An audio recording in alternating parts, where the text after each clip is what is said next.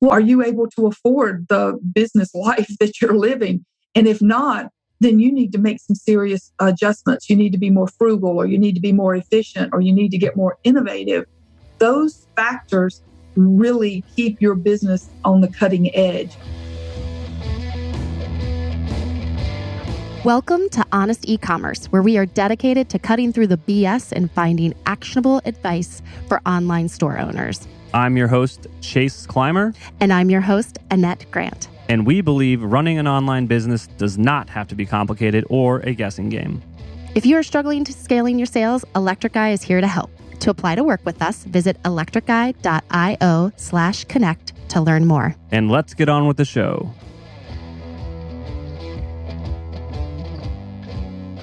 On today's episode of Honest Ecommerce, we welcome Cyndi Thomason. She is the author of Profit First for Ecommerce Sellers, and she is also a certified master Profit First professional.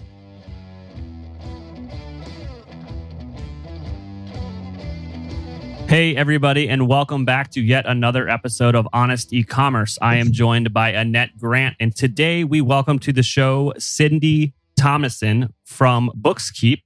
Cyndi is a professional accountant, and she's going to introduce to our listeners the Profit First methodology, which we actually use at Electric Eye for our business. Cyndi, welcome to the show. Thanks, Chase, and good to be with you and Annette. I'm excited to share with you all the things I've learned about e-commerce accounting and Profit First. Oh, I'm super excited. This is going to be one of the more unique shows. I think we have hammered home the point about optimization on your website and making sure that you get second opinions. So this one's going to be awesome. It's going to, this is how you stay profitable. This is how you stay in business. Yes, we're very excited to have you on the show. Thank you. Cool. So let's just start with a brief history here. What makes you an expert in this field? Where'd you start at, and now, how'd you niche down into e-commerce and specifically the Profit First approach? Well, I was doing I was a generalist in many aspects of my business. I hadn't even niched down to accounting. I was working with several local folks that needed help in contracting and hiring and accounting before I left the corporate world and decided to stay at home with my daughter. So as she was getting a little more independent, I was helping out friends and working on different projects. And I just realized I loved doing the accounting piece. In my corporate job, I had installed 3 different accounting systems in the time I was with the company. And so QuickBooks was just starting their online program, and my clients were needing that type of service. So my first decision was to just focus on accounting for small business. And I was rebranding, had a small client base of all different types of clients, and decided to go to the very first QuickBooks Connect show, which was in 2014. And I was sitting in the most boring presentation ever. I don't even remember what it was about. It was after lunch. And the group next to me was laughing so hard in the other room. And finally, I got up and I left where I was at and went into this other room. And it was Mike Michalowicz talking about Profit First. It was when he was first introducing the book. And for the last 15 minutes, I laughed. It was just hilarious. I mean, his style is just a lot of fun. And he gave away a book at the end. And I picked it up and I read it on the plane ride home. And I immediately knew that all the things I was seeing my clients struggle with, this would help. So I introduced it into my business. I contacted Mike. They were starting Profit First professionals at that point in time. I'm one of the first 9 people that ever joined. And, there's been no looking back. From that moment on, I've been on the Mike Michalowicz bandwagon to learn everything I can about small business. And that's brought me to the place where I realized I needed to niche down. I really needed to work with a niche, to become an expert in a niche. And I had a couple of really good clients that were e-commerce clients that I was working on Profit First with them. And they started referring me out to their Facebook groups. And my niche just really picked me because those folks, we just kind of were in a similar situation. They had, they were looking for like a second career, a lot of them. They wanted the flexibility for whatever reason in their lifestyle. And that's where I was. So we just kind of connected, and now we focus entirely on e-commerce clients and really have since 2015. And that's given me the insights into what they struggle with so that I can help them be profitable. Cyndi, you said you started to use Profit First in your business right away. Right. Is that correct? Right. Okay. And then can you tell our listeners a little bit who are not familiar with Profit First, exactly what Profit First is? And then we'll transition into how it works in e-commerce a little more. Okay. Well, Profit First is really a cash flow methodology. And it's very similar to the envelope system. Maybe your grandmother had the envelope system where she would get her money and put some in the envelope for groceries and some to pay the mortgage and some for gifts. And it's a very similar thing, except we use it with bank accounts now, and we have multiple bank accounts for the specific areas of our business. And the reason we do this is because one bank account for your business, which is typical. Some people probably have this, operating bank account, and then they have that's a checking account, and then they may have a savings account that gets very little attention. And when you do that, all your money goes into one bucket, and it's really hard to see how that money is pre-programmed, that you're going to have to use it to pay rent or to pay your employees or pay your taxes, et cetera. So, and there's this behavioral aspect of the way we handle money that's working in the background for all of us, and it's called Parkinson's law. And it's this law that says that it's an economic law called the law of induced demand. But what's behind it is we use what we got. So if we have resources available, we find a way to spend it. It's so easy to look at that bank account and see it growing and thinking, I've got enough money, I can launch this new product, or I've got enough money, I can get that new computer, not realizing that money really already is pre-programmed out for something else. Parkinson's law is really a fundamental aspect, behavioral aspect of the way we work with our money. So understanding that and working with Parkinson's law really helps people stay on track with where they need to be spending their money in their business. Yeah. And then just coming from my end of it, we are at the tail end of implementing this in our business. It has radically shifted our business. Like between Profit First and Traction, I don't know how we were a business before those two systems. Yeah, Traction's a great book too. Yeah. If anyone knows a Traction professional that would love to be on our show, I would love to have that. I think I do know someone. I can talk to you offline. Ooh. Awesome. All right. Well, let's get back into it. So I think one of the biggest things was what you mentioned is like everyone just had a bank account and, is there money in there? Are we doing good? Those were the conversations me and Sean were having like months ago. We were like, this looks cool, but are we making money? Yeah. Are we doing any good? And we literally couldn't answer that question. Like we're owners of the company. We built this company, and I think most e-commerce brands build their company. It's a lifestyle business. They want to be their own boss. They want to make some money. They want to get paid to do what they love. Me and Sean had no idea what we could be paying ourselves because we just didn't understand how it worked. And then Profit First really radically shifted our thinking. Yeah, and that's an important point. So many people think, I don't want to pay myself in the beginning because it's a startup, and there's some myth out there that, the first 5 years you're not going to pay yourself. And the reality is, if you don't set it up from the beginning where you pay yourself and you take care of taxes and you take care of profit, then you're going to always be in that position. It's a habit. It's not a milestone. It's something you do from the beginning. You engineer it that way. And by engineering your profits, you make better decisions. Hey, if you're in the product making business, then we've got great news for you. Katana is here to make your life easier.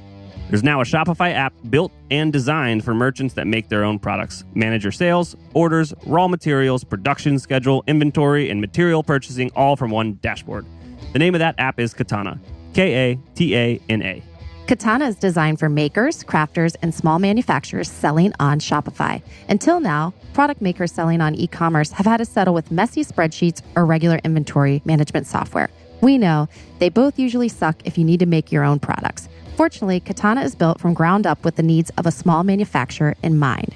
Production scheduling and inventory management has never been this easy for Shopify merchants. A recent survey shows that 93% of Katana's users say they love it because of the ease of the setup and how intuitive it is. To try Katana for free, sign up at www.katanamrp.com. That's KATANAMRP.com. Or search Katana on the Shopify App Store. There's a 14-day free trial. You do not need a credit card. And when you're signing up, use the promo code HONEST to get 30% off your first 3 months of a paid subscription. Check out Katana today. So everyone has their one bank account. Let's break down the ones that you kind of grow to have when you implement this system and how they kind of work for your business. Well, I know you like to give your listeners actionable advice. So here's the action I would take as an e-commerce business. I would say you need to move from the one bank account to having 3.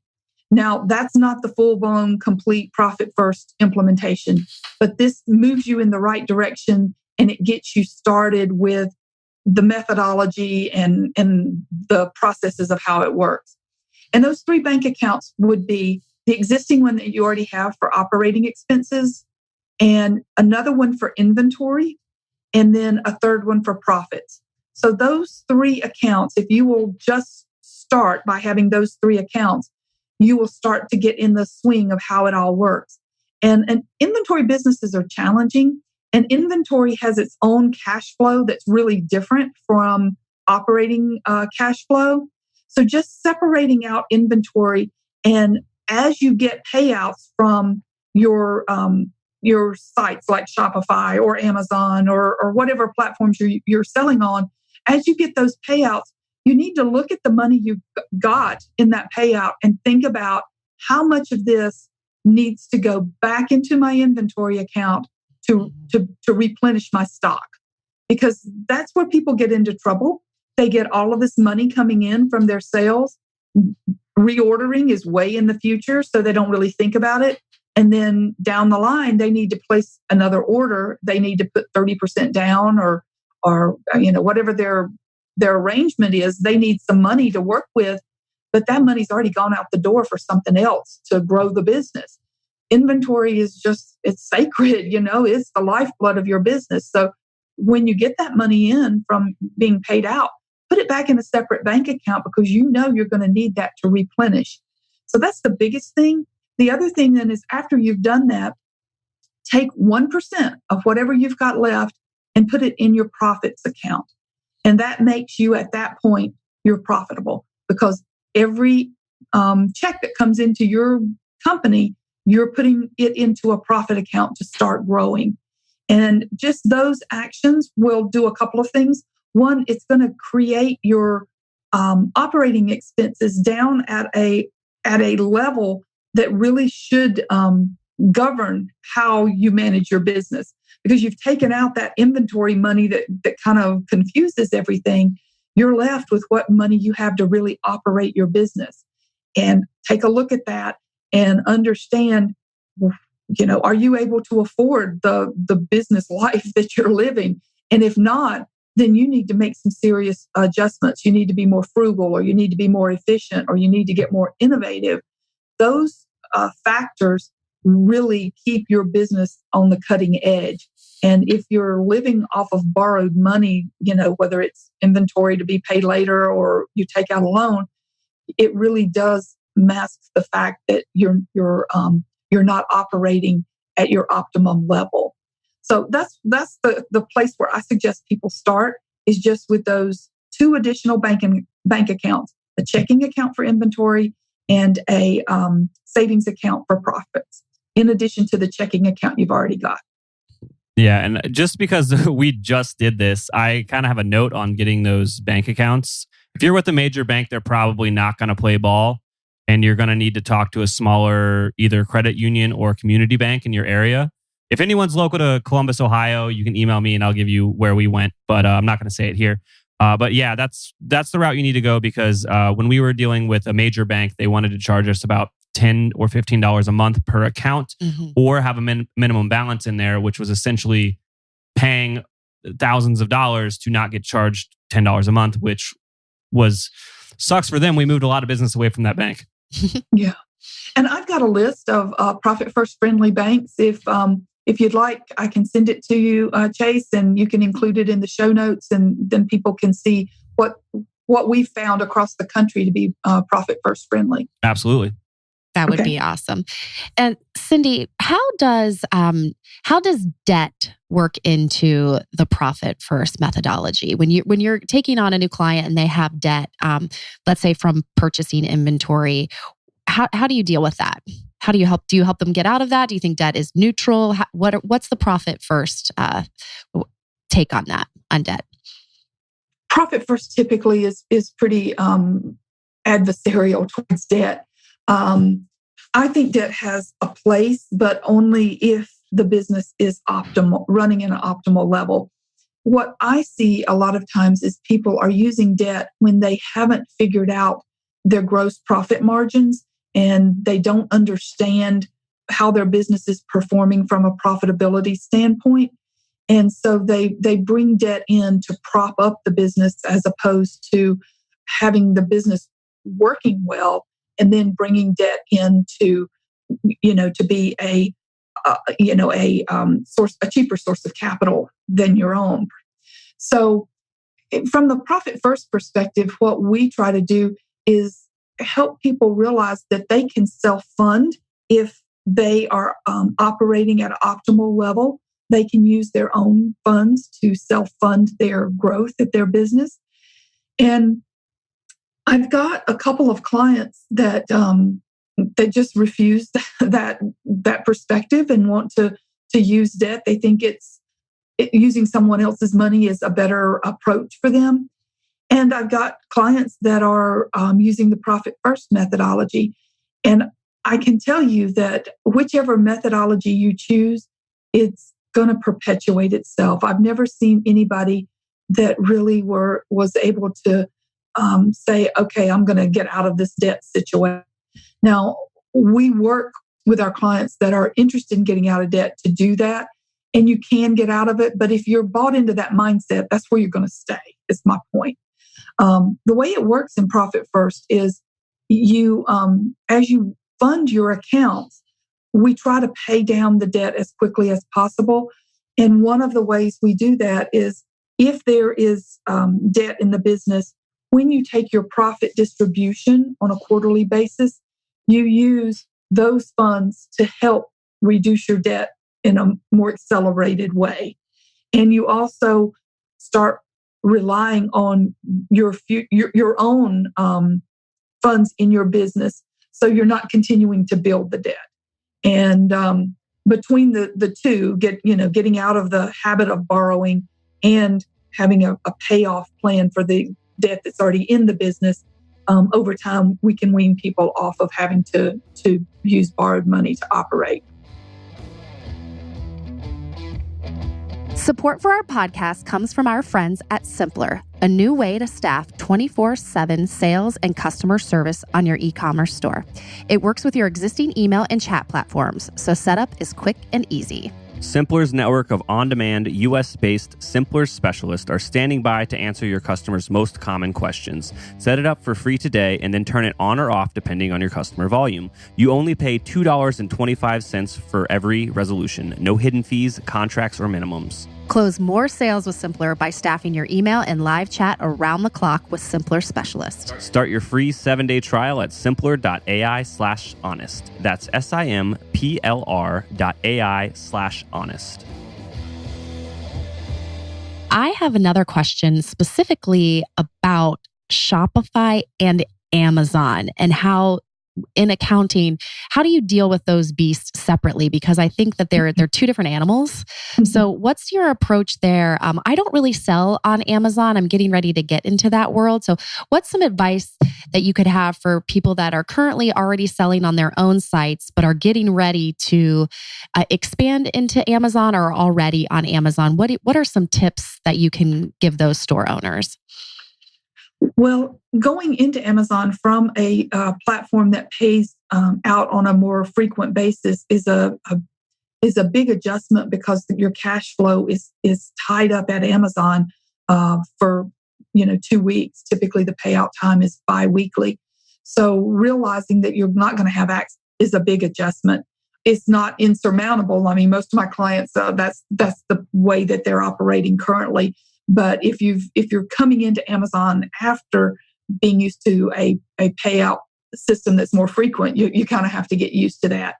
So I would just suggest that if you're using something, if you're selling on Shopify, for example, I would suggest having a separate account for having the income come into that money, and then you transfer it out on the 15th or the 10th and the 25th, because that gets you operating in a cash flow that's very similar to an Amazon payout, which is you're only going to get your money every couple of weeks.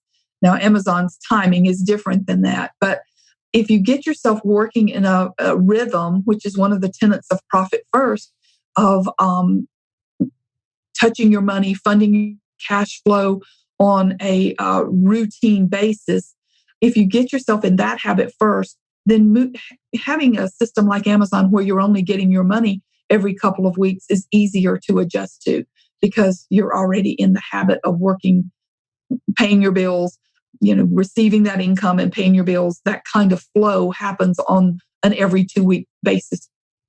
For an e-commerce business, what are some things that are unique to that industry as opposed to kind of other industries that you've worked with as far as accounting and the profit first mentality? One of the interesting and nice things about owning an e-commerce business is that you don't have to have a brick and mortar store, and you don't have to have a team to be there to unlock the door for and to scrape the sidewalks when it's snowing. And so you don't have your hands around the inventory per se. You can't go walk in the back room and know how many of something you've got left.